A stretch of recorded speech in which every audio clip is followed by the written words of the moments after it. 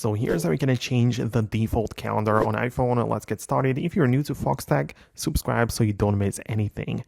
So when it comes to the default calendar, I mean, there are like different calendars which you can import into your main like calendar app, right? And you can change which is the default one by going to the settings, tapping on apps at the bottom and choosing the calendar, right? You click on this and one of the buttons there is the default calendar. So you can see you might have some work related or home or other types which you can choose to be the default one. So whenever you start a new event, it's going to be categorized in that calendar. So that's how you can change it.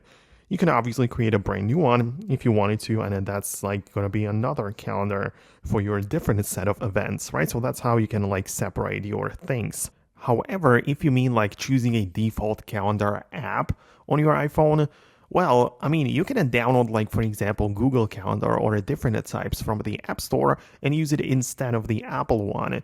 And you can go as far as deleting the Apple Calendar altogether, so you're going to be left with only the Google one or even like other options. But it's not like you can pick the default one inside of these settings, right? Because if you go to the like apps section within the settings and go to the default apps, you simply do not have any like option to choose a default calendar application in general, right? So it doesn't really work that way. So I quickly wanted to explain it to you how it works. If you found this video and explanation useful, hit a thumbs up and subscribe for upcoming tutorials and videos like this one, and I'll see you later.